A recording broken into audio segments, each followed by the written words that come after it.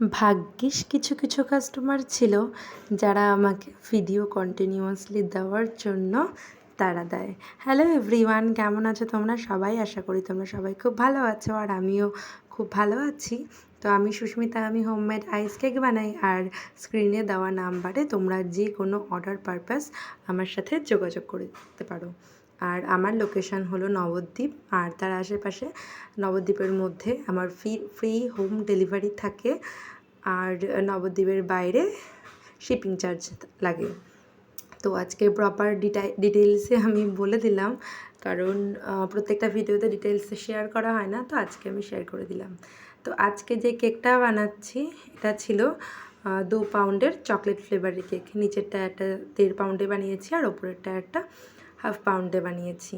তো rich chocolate cake, তোমরা দেখেই বুঝতে পারছো কতটা রিচ চকলেট, কারণ ক্রিমের যে টেক্সচারটা, কালারটা কতটা রিচ হলে এরকম কালার আসতে পারে।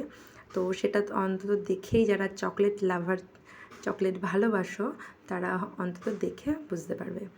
তো আমি নিচের টায়ার ওপরের টায়ার একবারে সেট করে দিলাম। তো দেখে বলো না যে দিদিভাই একটু সামনে পেছনে হয়ে গেছে, কারণ আমি ইচ্ছে করেই সামনে পেছনে করে বসিয়েছিলাম যাতে চকলেট টপারগুলো আমি ভালো মতন সেট করতে পারি।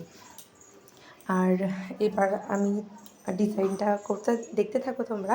আর ওই যে কথাটা বললাম, কিছু কিছু কাস্টমার আমাকে ভিডিও করার জন্য ভীষণই তাড়া দেয়। তো কাস্টমারের থেকেও তারা আমার পরিবারের সদস্য বেশি হয়ে যায়, তাই তারা তাড়া দেয়। ভাগ্যিস তারা ছিল, তাই আমি হয়তো কিছু ভিডিও এডিটিং করে দিতে পারি সময় মতন। আর তারা যদি না থাকতো, তারা যদি গা না করতো, বলতো দিদিভাই ভিডিও দিও, তাহলে হয়তো আমার সত্যি ভিডিও এডিটিং করতে এতটা আলসি, তাহলে হয়তো সেটা সম্ভবই হতো না। আর দেখো, এই কেকটা আমার কোনো এমনি কাস্টমারের জন্য না, আমার ভাসুরের ছেলের জন্মদিন ছিল 5 বছরের, তো ওরই পছন্দ সিংঘাম কার্টুন। তো সেই থিমেই কেকটা বানাচ্ছি, চকলেটের মধ্যে। চকলেট কেকও ওর ভীষণ পছন্দ, তাই সেখানে তো আর বলার কেউ নেই যে তাড়াতাড়ি ভিডিও দাও, তাড়াতাড়ি ভিডিও দাও।